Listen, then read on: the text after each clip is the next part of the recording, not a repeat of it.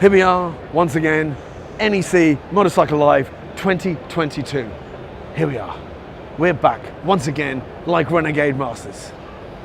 I'm going to scrap that one because that was shite. So why am I here for the third show in a row? Well, it turns out that more of you thought I was less shite than shite. So you only have yourselves to blame. I'm here to review the show again, or do as best I can. So I'm going to try and do it a little bit different this year. Last year I split it into two videos, part one and part two. The show before that, which was 2019, I just did one long one. This time, the theory now, I've got running out of time. I've only got an hour and a half, and an hour and 20 minutes left. I'm milking this. I'm going to be spoofing so much on this, but I'm going to try and do one overall video of the show. I'm going to do a second video concentrating more on adventure bikes, because I know adventure bikes, dual purpose, ADV bikes, because they've come a long way. I mean, it's the biggest segment in the market, biggest segment in the motorbike market, and the fact is, you can have a hell of a lot of fun on them. There are some dual purpose bikes out there, adventure bikes, whatever you want to call them. And we're just going to call it adventure bikes from now on, even though most of them are going to be ridden on the road. But some of them are such good crack. Most of them are great crack. I've ridden a couple earlier on this year, the Tenere 700 and the CF Moto 800 MT, both of them on road, and unbelievable. The Tenere 700, believe it or not, I reckon is one of the best bikes in the world, and I love it. And I'm a sport bike guru. I'm a sport bike fan. I love them. Give me 200 horsepower all day long. But multi-purpose ADV advantage bikes are massive on the market these days, and so I'm going to have a separate video for that. Third video, if I get round to it. If you don't see part three, you'll know I didn't get around to it. But I'm going to. Oh, this is hard. This is hard. I'm going to try and do a video on electric bikes.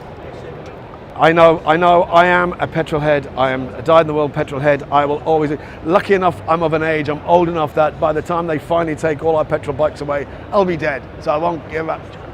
Now, whether we like it or not, we're going to have to move into them eventually, against our will. Politicians, what the...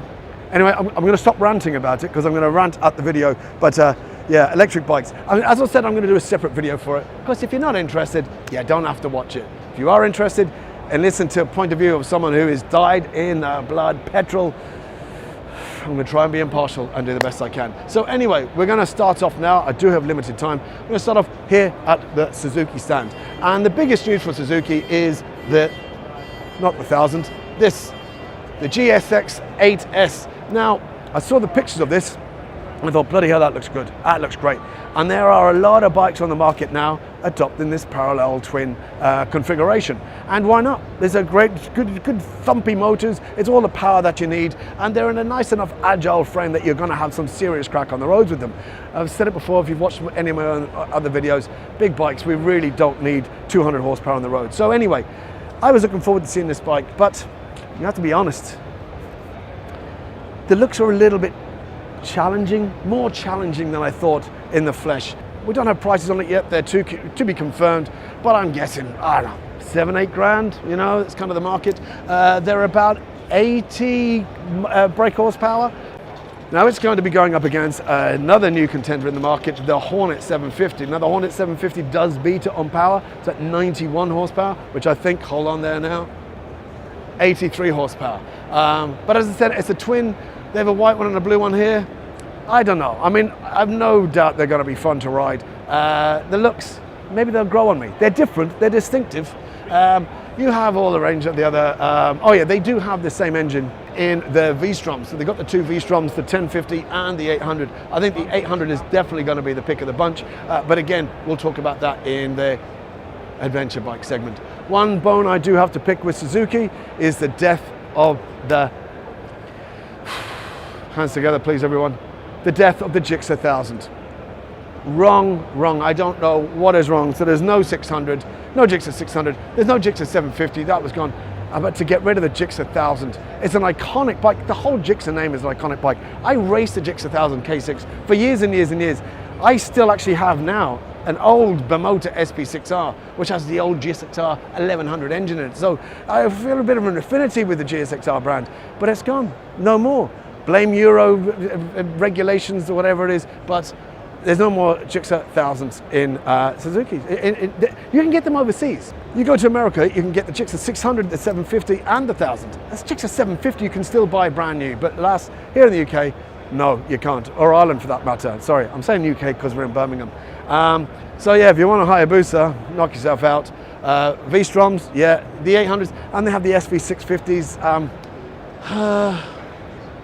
Yeah, it's a bit sad really.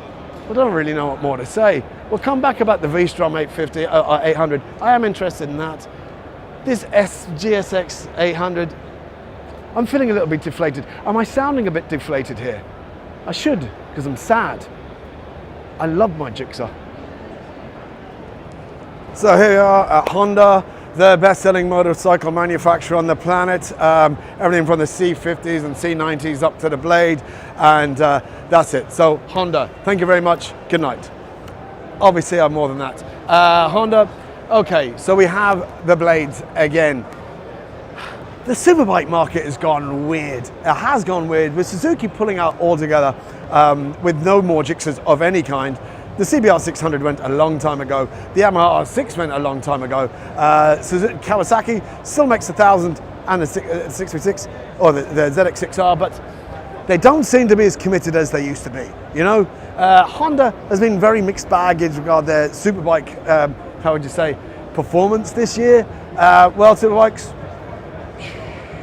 MotoGP, British Superbikes came second with their own man Glenn Irwin. But other than that, yeah, I don't know. Do great on the roads. I mean, no, actually, no, they don't. They're not even doing that great on the roads either. BMW's doing great on the roads. So I don't know. Honda, you're either a Honda man or a Honda woman, sorry, a Honda person, Honda gender neutral individual. Oh, you're not. And if you are, nothing else is going to come in the way of a Honda. I've had Honda since I was going to say since I was a nipper, but my first bike was a Honda. My first big bike. I've had everything from CBX 750s to CBR 600s to VFR 750s. I actually still have a Honda VTR 1000 Firestorm, which I bought brand new in '98, and I still have it. Hasn't been ridden in a while, worth feck all, but I still have it anyway. So what more do we have to say here? Well, the biggest news from Honda is the Hornet, the new Hornet. I had to think there for a second. The new Hornet 750. It has about 91 horsepower. It's not a bad looking bike. It's actually a good looking bike. There's a lot of this mid-range naked bikes now. It seems to be on trend now. Everyone seems to be, we're no getting the midweight superbike or super sport class is gone. So everyone's on parallel twins from 600 to 700 or 750cc. 6 to 800, no, sorry. I'm correcting myself. Up to 800cc if you're talking about the Suzuki. I don't know why I'm pointing over there. That is the Suzuki stand. You know I'm professional. You know I script all this beforehand. Can you tell? You can tell that. So the Hornet 750 is a great looking bike, and they're using that engine in the Transalp 750, which, as you'll see, I'll talk about in the adventure bike segment. But other than that, Honda's Honda. The blades haven't really changed. They're still a fair bit of money as well. The SP over there, or the anniversary, it's the 30th anniversary. 30th anniversary? I remember the 30th anniversary being unveiled last year, and I thought they were supposed to be limited edition. Have they not sold them all yet? Something you're trying to tell us there, Honda. But it's 24 sterling. It's a fair amount of money, and I don't know, a lot of us, we're still led by our egos, and if you're going to spend 24,000, there's a lot of bikes for similar money which have a bit more cachet, should I say. I mean, elephant in the room is the BMW S1000RR, and we'll have a look at that in a minute. It's very hard to move past that with its carbon wheels and go for a Fireblade. But anyway, as I said, if you're going for a blade, nothing else will do. I like the Hornet. The Hornet looks a great looking bike. Seems a cracking price. Is it $7,000? I think I saw it around $6,995. I think that's a fantastic price. I honestly think that is a brilliant, brilliant price for what is a great bike for 91 horsepower, which looks great as well. So other than that, so what more do you want me to say? There's CRFs. Oh yeah, the gold rings. I tried to, there was no getting into the gold ring section. I tried to put the camera above, but yeah, these lads were older than my dad. My dad's dead. So yeah, I left there sharpish. They were going to hit me with their walking sticks or their Zimmer frames or something like that. Sorry, Goldwing riders, but you are ancient. Dislike, thumbs down, thumbs down. Actually, what do I care? Anyone who rides a Goldwing isn't going to be on the fucking internet. Screw them. So Royal Enfield, if you have heard me or watched any of my previous videos from the last 2 shows, you'll know I'm a massive fan of Royal Enfield, even though I've never ridden one. But that's about to change, because all goes to plan. In 2 weeks' time, I'll be riding a GT650, I think it's the GT650 Continental in Lanzarote. Yes, that's the plan. So hopefully I'm finally going to have a video review of Royal Enfield. I love them, I love the style.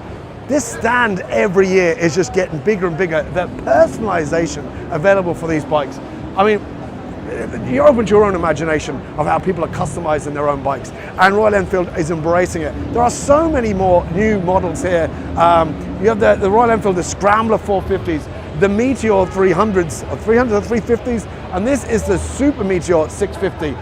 This isn't released yet, and there is no price. This will be the most expensive Royal Enfield that they make. It looks fantastic. Just the craftsmanship, the quality. Sorry, the quality every year just seems to be tighter and tighter for a bike that, you know, is made in India. Well, dismiss that at your own peril, because these bikes look great. They look fantastically well built. This looks amazing.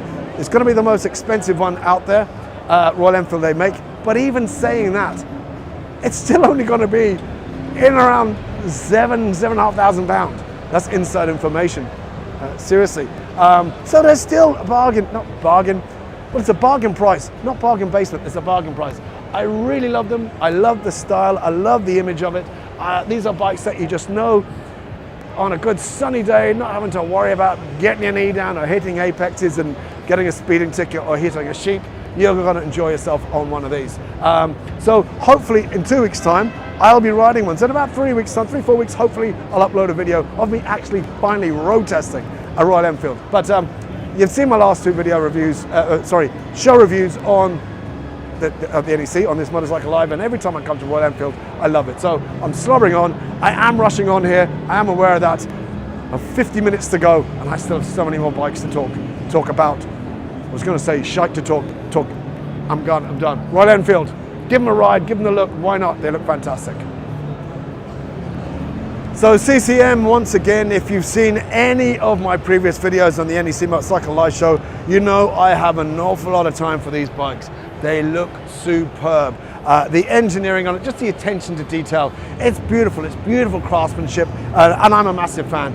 If you don't know the brand, CCM, they seem to have kind of a standard frame and engine. It's their own engine, 650cc engine. But it's their own, they keep the standard frame and engine, but then they kind of tweak everything else. So they have like a bobber style or a tracker style or a scrambler style, and do like limited editions of each one's. Now, generally speaking, they're more kind of color schemes than anything else, but they all look fantastic. And in my opinion as well, great pricing. They're starting off in and around £10,000. Now you can hit the accessories page and start adding on to that. Start taping up your exhaust or start putting bags on and watch the bill get even higher. But even starting at that price, they're fantastic. Now there is a titanium version there, which is £30,000. Okay, sorry, I lie. £29,990.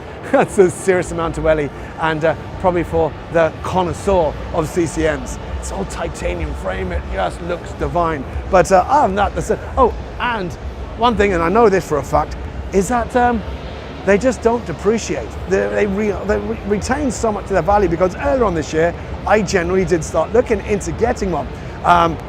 So I went on, you go on the usual websites, more than one apply, and the cheapest I could find second-hand was still around £8,500 sterling for one that was 3 years old. So they're dropping absolutely nothing. And why should they? Because they're fantastic looking bikes. So they're a great investment.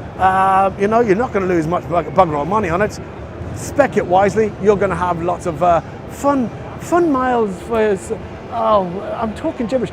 I am really running out of time here. And again, as you know, there's no script. I'm making it up as I go along. CCMs, fantastic. I love them. Go have a look at them. Oh yeah, that was another reason why I didn't I did even price them new, but they have, as far as servicing is concerned, they actually can be corrected. I'm willing to admit if I'm wrong, but from what I gather, they actually send out a mechanic to you. They'll service at your place of work, place where you live, etc. Which doesn't do me much good living in Ireland, because they don't have a dealership in Ireland. So I'm sure maybe they have a solution for it. I don't know. I didn't speak to anyone about it, so maybe I should have found out that information beforehand, because they may well have an Irish mechanic resident ready to do that. It just proves I'm talking out me hole. Sorry, CCMs, I love them. I'm going to jog on. Good luck now. So Kawasaki, what can I say about Kawasaki? We have the ZX-10R. No RR here this year. Not doing too great anymore. They're kind of slipping down since Johnny Ray. 2 years in a row now, he hasn't won it. Lost out to Toprak last year, lost out to Batista this year, so lost out to Yamaha last year and Ducati this year. And where else? Well, they're not in MotoGP. And BSB, I think they may have come fourth. Who was it? Came Rory Skinner? I could well be mistaken on that one. Who was riding a Kawasaki and came fourth place in the BSB. I'm open to correction on that. Again, they seem to be moving away. I'm guessing there's a 600 around somewhere. Maybe there isn't. There's these SXs, the ZH2s. 3 years ago at the 2019 show. Yeah, I upset a few people by saying that they looked like scrunched up pieces of paper. They look like scrunched up pieces of paper. I'm sorry, I'm a big Kawasaki fan. I have a ZX636, a ZX6R race bike, track bike. I used to race ZX6Rs back in the pre-97 days. I have a soft spot for Kawasaki, but there's nothing really here that kind of, jugs me bones anymore. These seem to be well priced. That's going for it, like 17.5 to 18.5 grand. I don't know what's 203 horsepower. It's there somewhere. You can sense the enthusiasm draining from my maximum power. Yeah, 203 PS. They have EV bikes. They're bringing them out, electric bikes. The retro bikes look great. What else is there? Supercharged bikes. They're mad supercharged bikes. They're still here and they're mad. And if you're into Bimotors, although there's no Bimotor stand here, Kawasaki now owns 49% of Bimotor, and they're two mad bikes. They have the KB X, I don't know what the number is, the KB, that has the SX engine in it. Oh no, that has the H2R engine in it. I'm really milking this now, aren't I? And the Tezzy 1D, I think, that has the 1000. They look interesting in Kawasaki, really do. I don't know. Kawasaki. We'll look at the Versus bikes and the adventure bike video segment. They're off-road bikes. And I'm losing time here. I'm sorry. Kawasaki, you're into them, you're into them. They're still green. And go fast. Anything supercharged is all good. Bye now. So BSA, they were unveiled here last year for the first time. Now they had no prices on them last year. They're very interesting looking bikes. They're good looking bikes. Now I'm going to be wrong here. I'm going to be mistaken here. Hold on 1 second. Sorry, mate. BSA, made in India or China? India. India. Thank you very much. Thank you very much. I'll fire away. So there you go. Made in India. Made in England by 29-year-old. By 29-year-old. There's two lads in our styling department. A 29-year-old called Alex, and then kind of like a fabricator called Jordan. 27. They built that in 3 months. 27. Fantastic. Concept bike. Excellent. Thank you very much. So there you have it. It's a great bit of inside information there. So this is kind of a concept bike. The man said they're from their factory, a 27-year-old and a 29-year-old, their designer and fabricator. Looks amazing. There's no prices on it yet. Like I said, so they're made in India. We knew last year they had no prices on it, and it was hard to kind of make a guess. I kind of, trying to hedge my bets here, it kind of, looking at it, feeling it, you kind of knew it was, they were well built, it looked decent, paintwork looked good, but there was certain, you knew that the componentry wasn't high spec.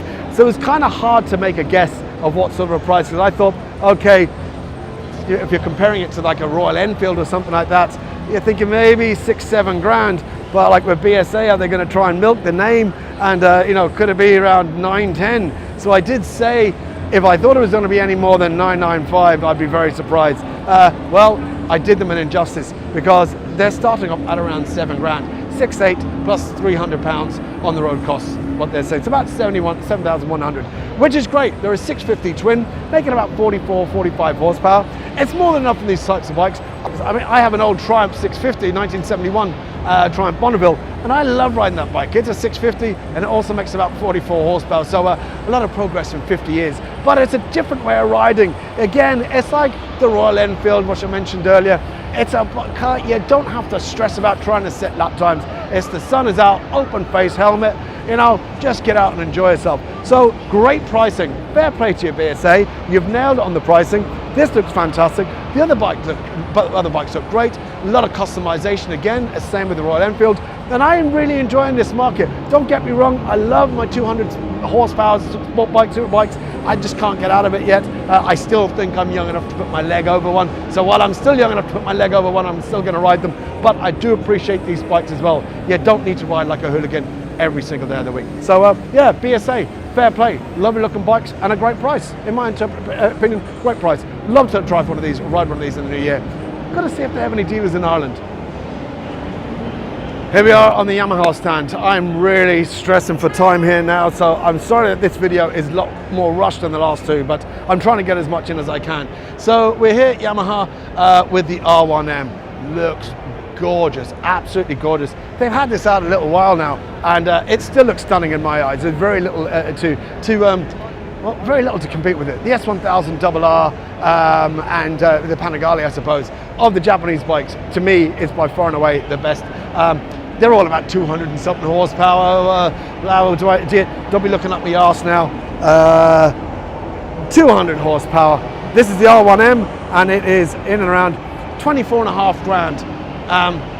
It's a lot of money if you're still under the, that Japanese bikes seem to be, or have to be, cheaper than their European equivalents. Well, that's gone out of the way a long, long time ago. The Blade SP, the Kawasaki ZX-10RR, they're all, we'll say no more about the Suzuki, but this is worth every penny in it. And they are still nailing it in the race series. So in MotoGP, okay, second this year in, thanks to Ducati, but Top Rack won it last year.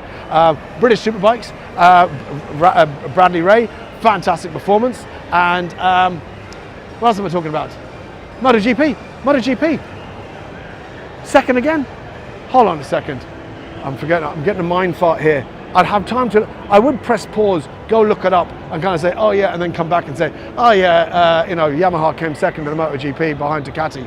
Maybe they did, I don't know. I'm really spoofing this, more saliva. I'm really spoofing it, but they're still on the world stage. They can still cut it on the sports bikes. We have R3, the R7.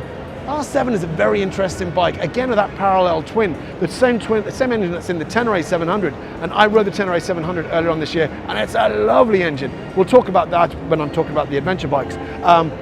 But everyone raves about it, all the reviews rave about the R7, that okay, it's only got 70 horsepower, it's not going to be enough to pull the skin of a rice pudding, but I don't know, on the twisty enough circuit, the twisty enough roads, that's more than, it certainly wasn't underpowered in the Tenere 700. I certainly wasn't hounding for more power. So it's a great engine. I'd love to see it in the R7. Other than that, you have all the, the MTs, they're big on the MTs. I know there's more bikes, they're retro bikes. There's the Yamaha Nikon, less said about that, the better. I know I'm missing out, but I'm running out of time. I'm sorry, this is the most rushed. This is probably the worst review of the NEC bike show you'll have seen yet on YouTube. I should give this shite up. Maybe I won't be back for 2023. Right, good luck now. Yamaha, bye-bye.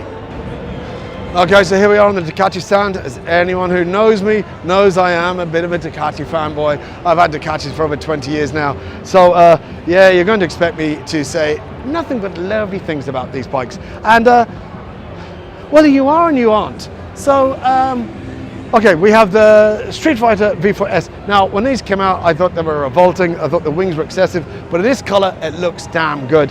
This is £23,000 and 208 horsepower. A lot of horsepower. This is the V2 in green. I've never seen this color before in a Ducati. It's about 16 grand. It's all a bike you're ever going to need on the road. You don't need over 200 horsepower, and you've heard me say that before. That bad boy up there is the Lamborghini version. STO, it's a collaboration. Well, they're all owned by the same company. They're all sold out. It's £56,000. £56,000. But regardless, it's all sold out. We have the V4S over there. V4S, we all know about it. It's not the V4S that we care about though, because we know which one we're more interested about. V4S came out last year. It's 200 and something horsepower. It's about 27 grand. It's kicking ass in all the bike tests, in all the group tests. But the one that we got all the headlines for the 240 horsepower bike. 240. Well, that 240 does not come cheap because it's coming in at 39,000. But hold on a second here. That 39,000 pounds does not give you the full shebang, the full 240. You only get a measly 217. So everyone makes 217 horsepower. Now, if you to get the full 240, you need to spend another £6,500 sterling on the Akrapovic exhaust system. And then there's another little map, and I think there's a different type of oil or something like that, but then that gets you up to the full 240. And you know what? If you're going to be spending 38, 39 grand on it, on the R, you've no choice in the matter but spend the extra 6.5 grand. Because could you imagine pulling up at your local coffee shop and saying, oh yeah, me and my new V4R, don't you know? Yes, yes, it's gorgeous, the pinnacle. And your man saying, yeah, that's not the one with the 240, that doesn't make 240. Well, no, it still makes it. Ah, yeah. You couldn't afford the exhaust system, could you not? Ah, well, maybe next year. You'd be mortified. You'd have to spend the full whack. So, unbelievable looking bike. As for the other ones, there's Scramblers, the V2, you know, Diavels, less said about them the better.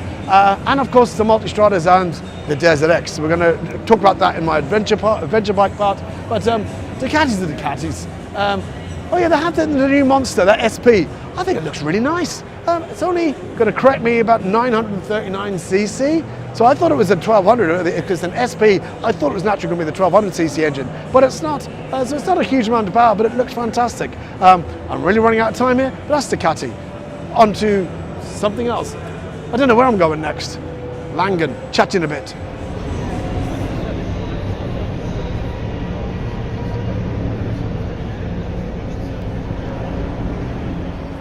Okay, KTM, I'm going to have to really keep this quick because they're after signaling the 5 minutes and that's it. This has been the worst. I am so sorry. KTM, you know I'm a big fan of KTM. Earlier on this year, I actually went out and bought a KTM Super Duke 990 just for the sheer crack of it. There's nothing really extra from last year. They have the new 8C.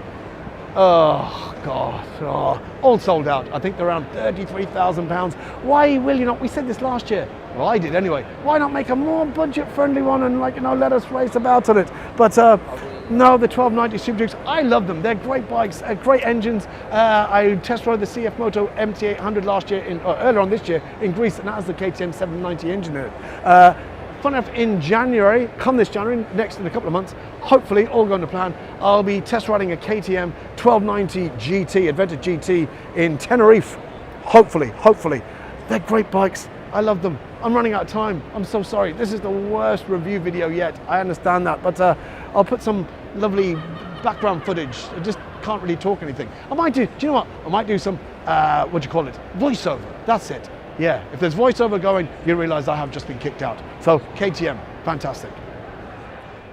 And thank you so much there, Gary. You're doing a sterling job there. Absolutely fantastic. Well done. Anyway, you feckin' idiot. So KTM's, I've already spoken about the 8C, that gorgeous bike. I'm not going to speak about it again. But as far as the road bikes are concerned, they're as bad as Triumph and BMW, nearly as bad as Triumph and BMW. So KTM is trying to fill every feckin' niche going. So the road bikes, you have the 390 Duke, the 790 Duke, the 890 Duke, the 890 Duke R, the 890 Duke GP, the 1290 Super Duke R, the 1290 Super Duke R Evo, and the 1290 Super Duke RR. Sweet divine Jesus, and they range from £5,149 for the 390 all the way up to £21,499 for the 1290 Super Duke RR. That's if you can get one, because they're all feckin' sold out. And if you are getting a Super Duke R or R Evo or RR, then you're going to have to spend more money on the Akrapovic exhaust system. Now, a mate of mine, Johnny, has one. He has a Super Duke R and he has an Evo on the way. And he has the exhaust system on it. And, oh, mother... it is one of the most gorgeous exhaust systems I've ever seen on any bike ever in my life. It's absolutely stunning, and he's getting it transferred onto the Evo. But it's an awesome, awesome bike. It is a track bike. It's a track bike without a fairing. I don't understand why KTM will not put fairings. Make a proper race bikes. I mean, you won the Moto2 World Championship last year.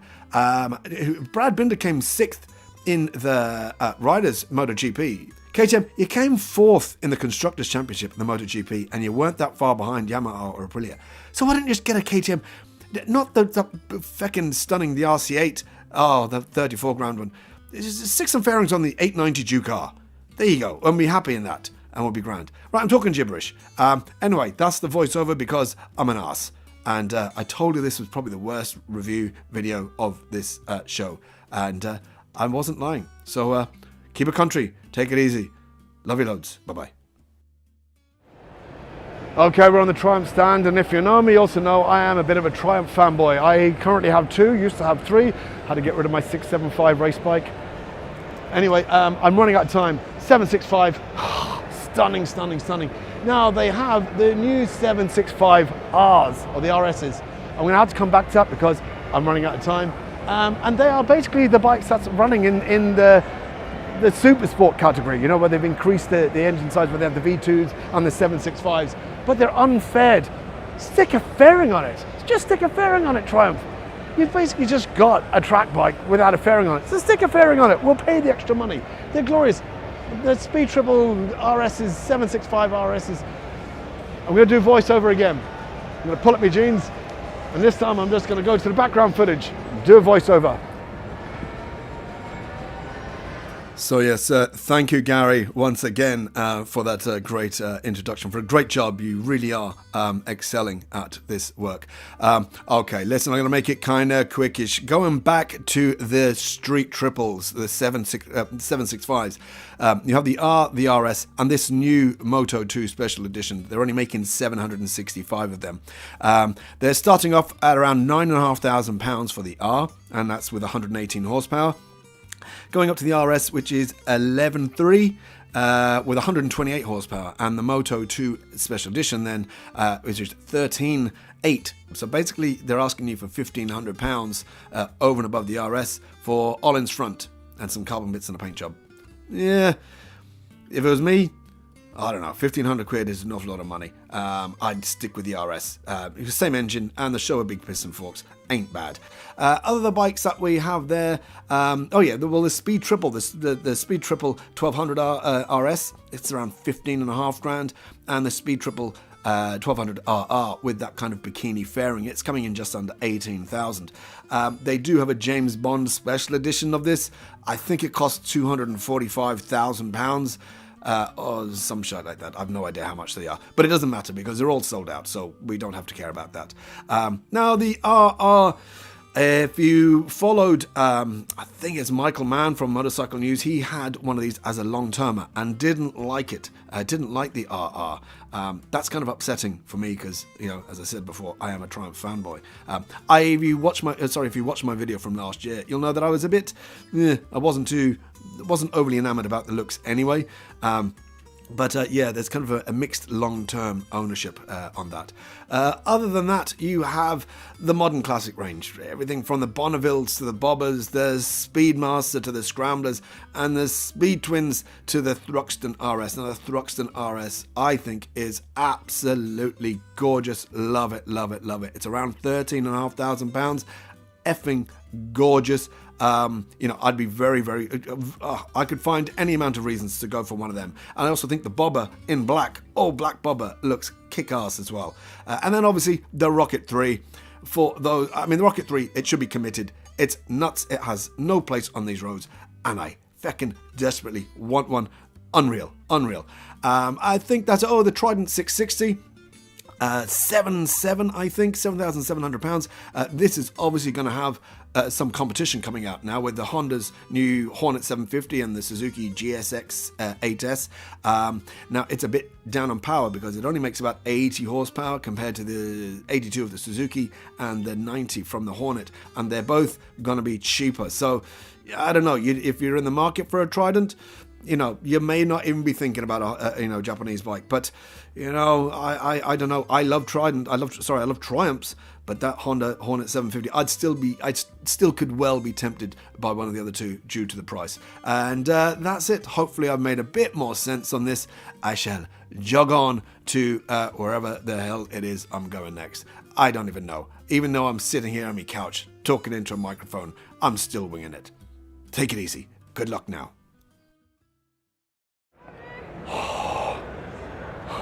Probably my bike of the show, coming from a Ducati man. BMW have just baited it out of the park. This is stunning. £36,000 for this. If you're asking me, worth every penny. Oh my God, I don't think I've seen a bike with more carbon than this. 212 horsepower, carbon everything. I want to lick it. And this, the M1000R, 25 grand I think on that. And for a naked bike, that's stunning. I actually don't even mind the wings on it. It's gorgeous, absolutely gorgeous. BMW have been nailing it with their S1000RRs anyway. When they renewed it in 2019 with the carbon wheels, and I think at the time it was like £90,500. They just nailed it, absolutely nailed it. And and they still have them. I mean, it's still cheap as chips. The Sport is over there. They're still, for what you're getting, it's still incredible pricing. They don't seem to be doing it great on the racing circuit. Well, Superbike and British Superbikes, they don't seem to be anywhere. Although Isle of Man TT, the main man, Peter Hickman, is all-time world records. Well, beating records left, right, and centre. But stunning. Oh my God! I know the show is over. They've already called it. I don't care. I love this bike. Oh. Yes, and thanks once again, Gary, for that beautiful introduction there to nothing. Is anyone still listening to this? Anyone still watching? Yeah? Feckin' Egypt, have you got no lives? Right, listen. Okay, I'm going to make this kind of quickie. So what I should have been talking about a bit more is the standard S1000RR. That sounds like a bit stupid saying standard, but I suppose next to the M1000, I think anything is standard. So the S1000RR is starting off at £17,150 with about 210 horsepower. That, to me, is a ridiculous price. That is such a deal.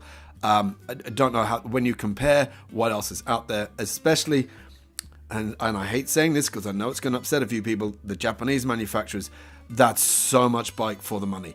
And even if you go for the extras, to me, okay, you can go for the M package, which is £21,630. That comes with the carbon wheels and the paint scheme and this and that and everything else. To me, I wouldn't bother with the M package. I'm not really worried about that color. I like black. They have the black version. To me, if it was my money, I'd be going for the all black, the stealth black with the carbon wheels. I'd get the dynamic and the performance packages and the titanium exhaust. You see, I've already been on to the configurator to work these out, so you don't have to. So anyway, that little lot, carbon wheels, titanium exhaust, all comes to $24,720.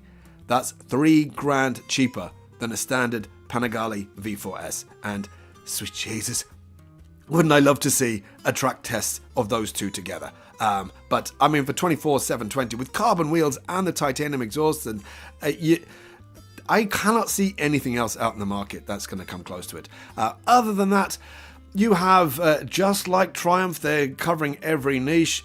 You have all their, what they call it, cruisers, the R90s, and a whole heap of the R18s. And I tell you what, you look at that feckin' R18 transcontinental I don't even know what to call it, behemoth monstrosity. Well, all I can say is clearly the Germans still have a feckin' sense of humour, and oh Jesus, and that's it. Obviously the off-road bikes, I'll talk about that now in the off-road adventure bike section, but oh yeah, they have an electric bike. Bye now. Okay, I honestly am waiting for security to come and grab me and kick me out of here. It is now 8 minutes past 5, closed 8 minutes ago. But how could I leave without coming to look and caress this bike? If you watched last year's video, you saw me nearly getting man jiggy with it, and it still looks utterly divine. 45 grand, worth every penny. Again, Jesus, if you're wealthy, you're doing well between that M1000RR and this, and fucking and Langens. It's just, so we have this, the V4R, V4 SV. We have the cafe races, which are now covered. The new 981s. If you're following the old Norton story, Norton now is under good financial backing. Well, we hope so, and we assume so. The names that's been bandied around, they're not like your old fella. We're not going to mention his name from years ago. They do seem to be on good financial footing now, and even they're doing so well that even all the orders that were cancelled and lost, and the deposits were taken, and the customers thought they were going to lose their bikes, the new owners are actually building their bikes to order. So fair play to them. But these are stunning works of art. I'm going to do a voiceover on this because I'm out of here now. I'm being kicked out. This has been the worst review video yet, and I am aware of that, and I do apologize. Voiceover. So I do another dance. I'm fading out now. I'm moonwalking out of shot. I'm moonwalking out of shot. I'm moonwalking out of shot.